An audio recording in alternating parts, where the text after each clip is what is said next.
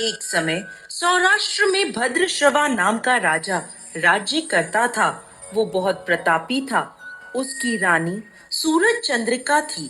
वो बहुत सुंदर, सुलक्षणा और पतिव्रता नारी थी। रानी और राजा को 7 पुत्रों के बाद एक कन्या का वरदान प्राप्त था। उन्होंने अपनी कन्या का नाम श्यामबाला रखा था।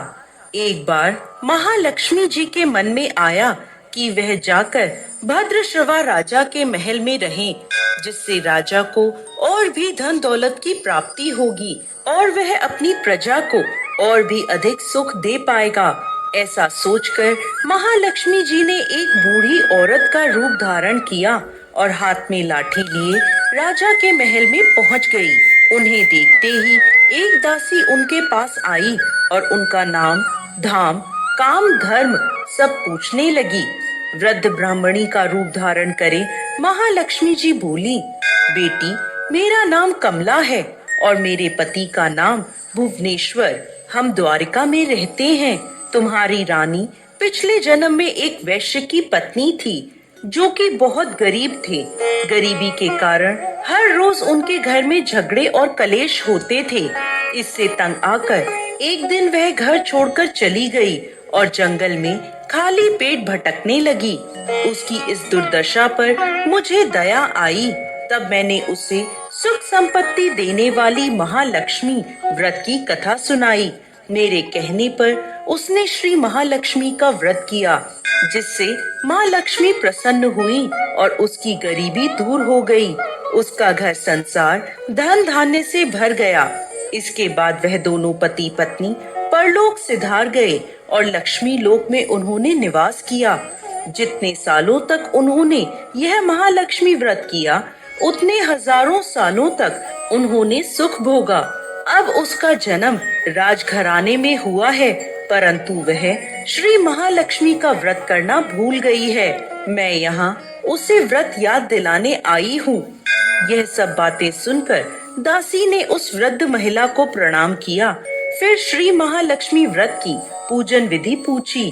तब उस वृद्धा के रूप में आई महालक्ष्मी ने दासी को महालक्ष्मी व्रत की पूजा की संपूर्ण विधि बता दी।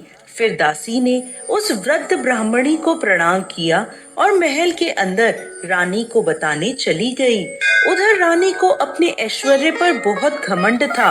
दासी द्वारा बताई गई वृद्ध महिला की बातें सुन रानी आग बबूला हो गई और द्वार पर खड़ी महालक्ष्मी पर बरस पड़ी।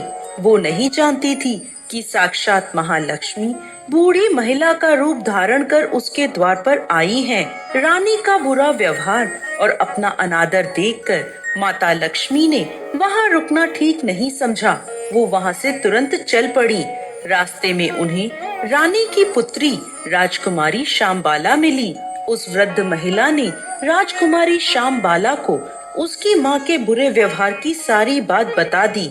यह सुन श्यामबाला ने महालक्ष्मी जी से अपनी माँ के व्यवहार की क्षमा मांगी। माता लक्ष्मी को राजकुमारी पर दया आ गई। उन्होंने श्यामबाला को महालक्ष्मी व्रत के बारे में बताया। श्यामबाला ने श्रद्धा और विश्वास से श्री महालक्ष्मी व्रत किया। फलस्वरूप राजा सिद्धेश्वर के सुपुत्र राजकुमार मालाधर से उसका विवाह हो गया। वो अपने पति के साथ ससुराल में आनंद से दिन बिताने लगी। उधर दूसरी ओर महालक्ष्मी जी का रानी पर प्रकोप हुआ, जिसके कारण राजा भद्रश्रवा का संपूर्ण राज्य नष्ट हो गया। खाने तक के लाले पड़ गए। ऐसी हालत में इधर उधर भटकते हुए राजा और रानी जंगल में रहने लगे। एक दिन रानी राजा से बोली, स्वामी, हमारे दामाद इतने बड़े राजा हैं, धनवान हैं, ऐश्वर्यशाली हैं। उनके पास जाकर उन्हें अपना हाल बताइए, वो जरूर हमारी मदद करेंगे। यह सुन राजा भद्रश्रवा अपने दामाद के पास जाने को तैयार हो गए। दामाद के राज्य में पहुंचकर वह एक तालाब के किनारे विश्राम करने लगे। वहां आती जाती दासियों ने उन्हें देखा तो विनम्रता से पूछने लगी कि आप कौन हैं। जब उन्हें पता चला कि यह रानी श्यामबाला के पिता हैं, तो वह दौड़ती हुई रानी के पास गई और उसे सारी बात बता दी।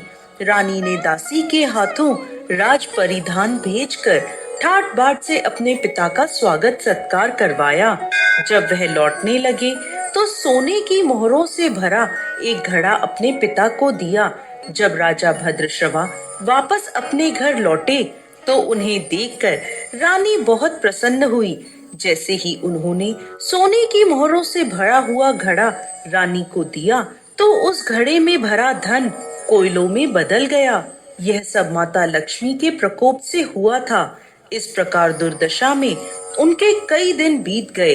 अब रानी स्वयं अपनी कन्या के पास गई। यह दिन अगहन मास का अंतिम गुरुवार था।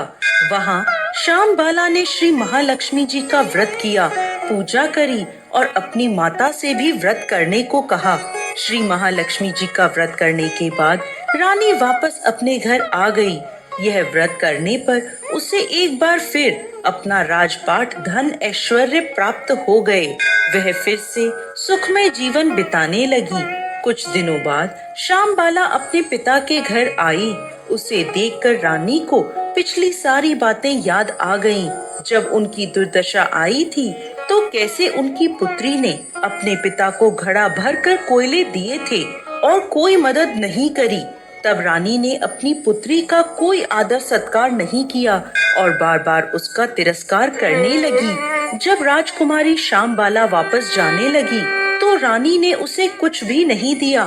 तब अपने घर वापस लौटते वक्त श्यामबाला ने पिता के घर से थोड़ा सा नमक ले लिया। जब वह वापस अपने ससुराल पहुंची तब उसके पति ने पूछा कि मायके से क्या लाई हो। इस पर उसने जवाब दिया कि वहाँ का सार लाई हूँ। तब पति ने पूछा, इसका क्या मतलब हुआ? श्यामबाला बोली, धीरज रखिए, सब पता चल जाएगा। उस दिन श्यामबाला ने कई तरह के पकवान बनवाए और उनमें नमक नहीं डाला और बिना नमक का भोजन अपने पति को परोस दिया। जब राजा को भोजन में कोई स्वाद नहीं आया तो वह बोला, आज यह खाना कैसा बेस्वाद बना है। तब श्यामबाला ने राजा की थाली में अपने पिता के यहाँ से लाया हुआ नमक डाल दिया, जिससे भोजन में स्वाद आने लगा। तब श्यामबाला अपने पति से बोली, यही है मेरे मायके से आया हुआ सार। पति को उसकी बात सही लगी। वह दोनों भोजन करने लगे। इसी प्रकार जो भी व्यक्ति पूरे श्रद्धा भाव से महालक्ष्मी जी की पूजा करता है, उसे महालक्ष्मी की कृपा अवश्य प्राप्त होती है। सुख संपत्ति और शांति की भी प्राप्ति होती है। सभी मनोकामनाएं पूर्ण होती हैं। हे माँ महालक्ष्मी, जैसी कृपा श्यामबाला पर करी, वैसे ही इस कहानी को कहते, सुनते और हुंकार भरते सब पर करना। जय माँ महालक्ष्मी।